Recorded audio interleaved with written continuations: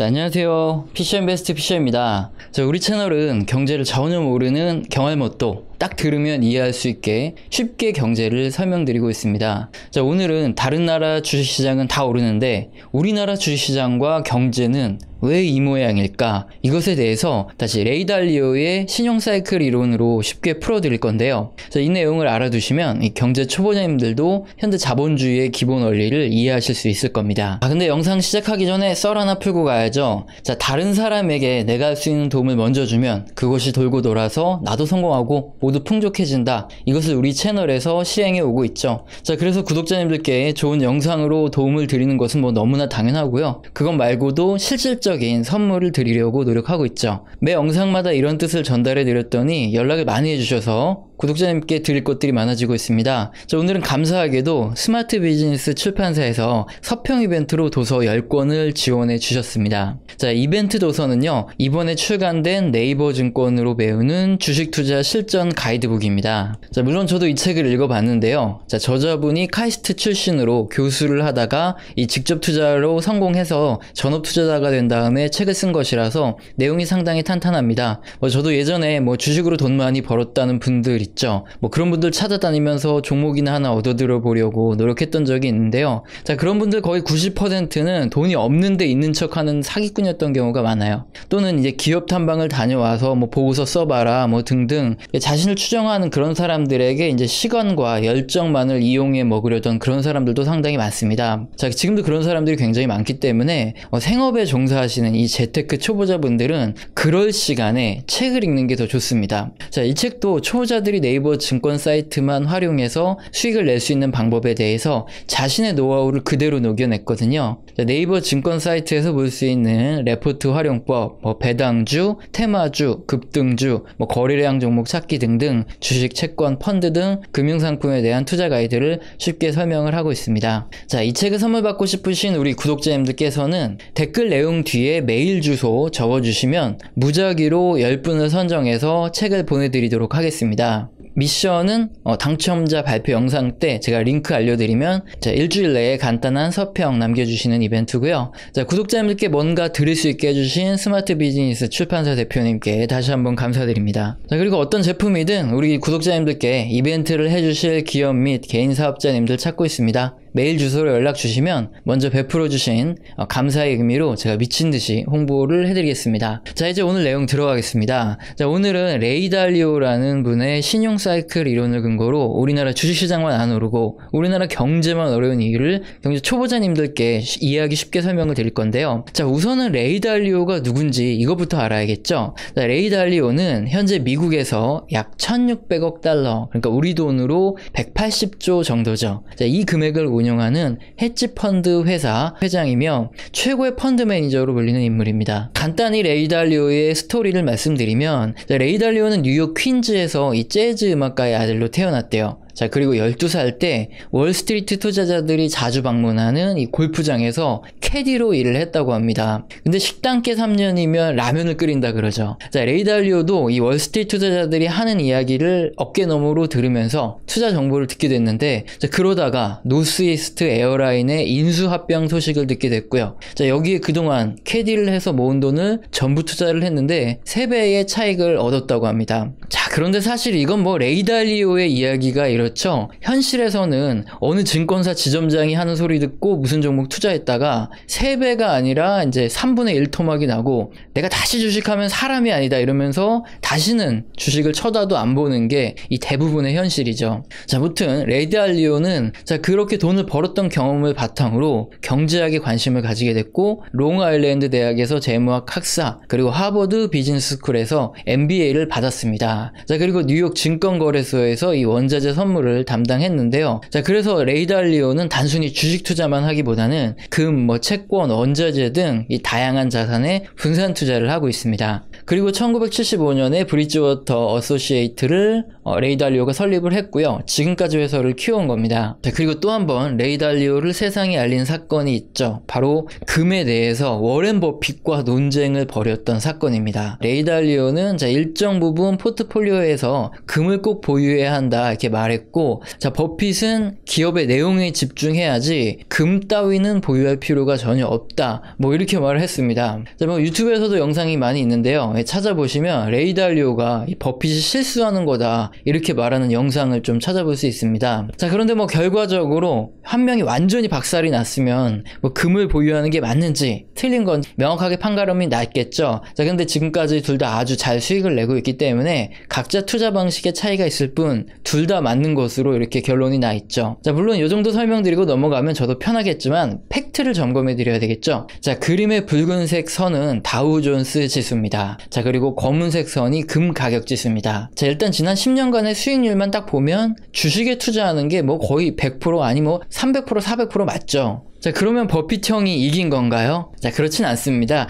자, 일단 레이 달리오 형의 이야기는 주식과 반대 방향으로 움직이는 자산의 일정 부분을 투자해야 한다는 이 포트폴리오 이론을 말하는 겁니다. 그러니까 항상 그런 건 아니지만 일정 구간에서 미국 증시와 금이 반대로 움직이는 경향이 강하게 나타난다 이거죠. 자, 그래서 그림의 박스친 부분을 보면 이 다우지수가 급락하는 구간에 금 가격이 급등하는 시기가 찾아오죠. 자, 이렇게 주식에만 매달리는 자산보다 반대로 움직이는 자산을 뭐 전체 자산 중에 일정 부분을 편입해 두면 증시가 폭락하는 시기에도 수익률이 크게 안 떨어지면서 장기적으로 보면 수익률도 어느 정도 나온다. 이게 바로 포트폴리오 이론이거든요. 자, 그런 의미입니다. 뭐 근데 차트와 같이 지난 10년간 지표를 보면 금 가격은 우상향하는 자산이 아니었기 때문에 실제 레이 달리오의 포트폴리오에서도 금은 대략 5% 정도 뭐 요 미만으로 투자를 하고 있습니다. 그래서 이런 포트폴리오를 따라 할 때는 상당히 신중해야 된다는 거, 그리고 우상향하는 자산으로 해야 된다는 게 포인트겠죠. 자, 이제 레이 달리오에 대해서 어느 정도 소개가 되었나요? 자, 그럼 이제 그의 신용 사이클 이론을 바탕으로 이 자본주의의 기초와 우리나라 상황을 알아보겠습니다.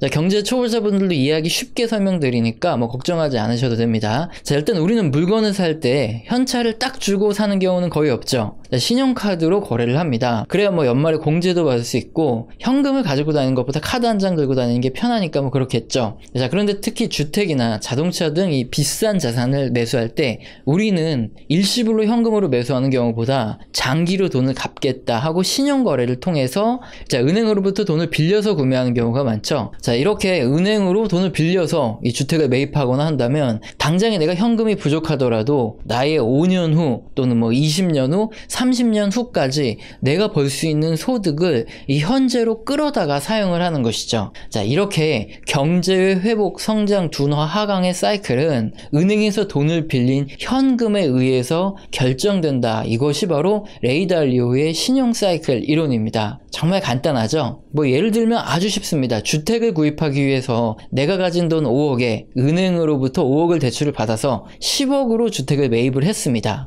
그러면 5억의 신용이 창출된 거죠. 자, 그리고 주택을 우리에게 매도한 사람은 10억을 일단 받았죠. 그럼 그 사람은 재투자의 용도로 뭐 집을 살 수도 있고 명품을 살 수도 있고 사업을 위해서 뭐 기계 장치를 구입할 수도 있죠. 자, 그런데 주택을 구입하기 위해서 대출을 받는 사람이 한두 사람이 아니죠. 자, 그렇기 때문에 은행으로부터 빌린 신용자금이 크게 증가를 하겠죠. 그렇게 되면 역시 누군가의 소득이 증가하고 지출이 증가하는 상황이 펼쳐지죠. 자, 그리고 이렇게 돈이 늘어나고 거래가 늘어나면 당연히 자산 가격은 상승할 수밖에 없습니다. 자, 은행의 대출 구조에서 자산의 가격이 상승하면 담보가 충분해지죠. 또한 내 소득이 더 늘어난다면 추가적인 대출을 받을 수 있습니다. 자, 그래서 대출은 더 늘어나고요. 자산 가격도 증가하고 소득도 늘어나는 게 이게 경기 상승 사이클에 나타나는 현상이죠. 자, 그런데 은행은 자산의 가격이 너무 올라가는 인플레이션을 그대로 방치를 하면 문제가 발생하기 때문에 금리를 올립니다. 자, 금리가 올라가면 대출 이자가 올라가면서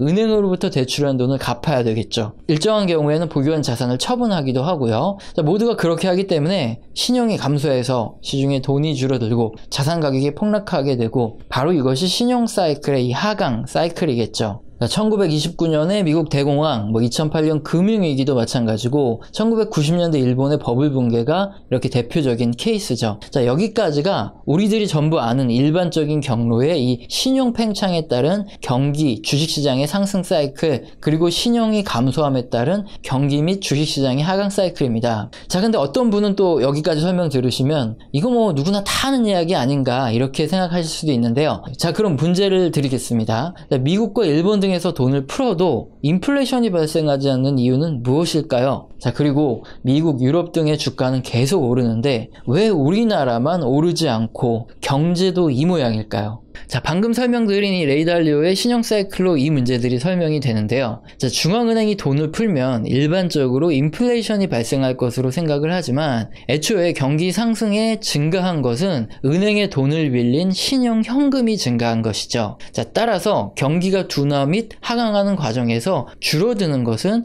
은행에서 돈을 빌린 이 신용 현금만 줄어드는 겁니다. 자, 그래서 중앙은행이 돈을 찍어내서 인플레이션을 발생시키려면 이렇게 신용이 감소하는 양보다 돈의 발행량이 월등히 높아야 하고요. 또한 신용으로 받은 돈이 누군가에겐 소득과 지출이 된다고 말씀드렸죠. 그래서 소득이 감소하는 양보다 월등히 많은 돈을 풀어야만 이 경기가 둔화되는 구간에서 연준이 돈을 풀어서 인플레이션을 만들어낼 수 있습니다. 자, 그런데 이렇게 은행이 찍어낸 돈, 이걸 본원통화라고 하는데요. 이거 대비 실제 시중에 흘러가는 돈, 이게 M2예요. 자, 그런데 미국의 경우에는 이 본원통화 증가율 대비 시중에 늘어나는 통화량이 M2 증가율이 낮습니다. 통화 승수가 낮아서 그런데요. 자, 이것 때문에 미국 같은 경우에 중앙은행이 돈을 찍어내도 쉽게 인플레이션이 발생하지 않는 겁니다. 자, 특히 일본의 경우가 그렇죠. 본원통화 대비 M2 증가율이 크게 낮은 이 유동성 함정의 상황에 빠져있기 때문에 일본 중앙은행이 돈을 많이 찍어내도 인플레이션이 잘 발생하지 않는 것이죠. 레이 달리오는 이렇게 미국의 경기 둔화 구간에서 중앙은행 및 정부가 지출을 늘리기 위해서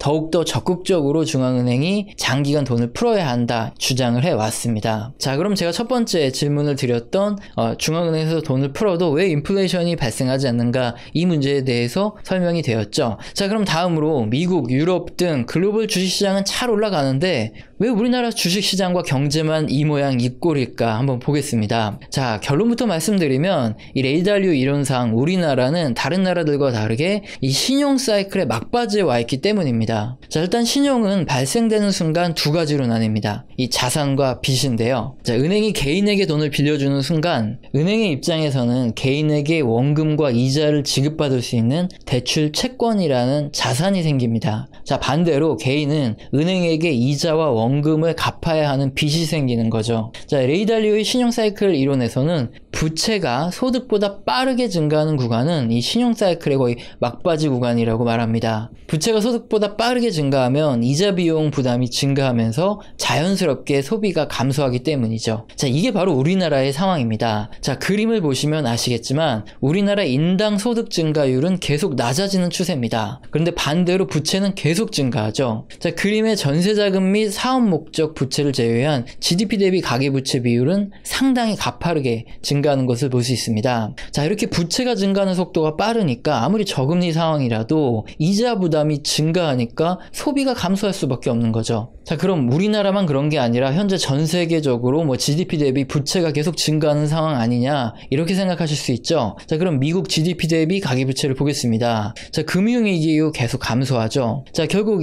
이렇게 부채 증가 속도가 소득 증가 속도가 빠르게 되면 아무리 저금리 상황이라도 이자 부담이 증가해서 소비가 감소하는 이 신용 사이클의 이 막바지 구간일 수밖에 없습니다. 자, 그래서 레이 달리오의 신용 사이클 이론으로 봤을 때 우리나라 같은 경우에는 좀 주의를 기울여야 되겠죠. 자, 일단 여기다가 우리나라의 경우에는 부채로 소비가 늘어나지 않고 특히 내수의 경우 성장률이 극히 둔화되고 있습니다. 자, 그래서 정부에서는 금리를 낮출 수밖에 없는 상황이죠. 그러다 보니까 늘어난 부채가 부동산으로 들어갔고요. 부동산 가격만 오른 이런 상황입니다. 자, 반면에 주식은 실질 소비가 증가해야 이익도 늘어나고 주가도 상승하죠. 자, 그런데 우리나라 내수의 경우에는 앞서 설명드린 대로 부채 증가로 소비가 줄어들고 있기 때문에 자, 내수 종목들의 주가가 형편이 없죠. 반대로 반도체 등 대표 수출주들은 이 다른 선진국들의 경기가 괜찮기 때문에 수출주들의 주가만 이렇게 올라가는 거죠. 자, 결국 우리나라는 이 레이 달리오의 신용 사이클 이론으로 봤을 때 이 막바지에 와 있는 대표적인 상황이 상황이니까 경제와 주가가 이 모양일 수밖에 없습니다. 그래서 이런 소사이클이 지나가려면 소득이 늘어나거나 아니면 생산성이 증가를 하게 되면 다시 주가가 쭉 올라갈 수 있겠죠. 자, 그래서 이제 두 번째 내용을 살펴보면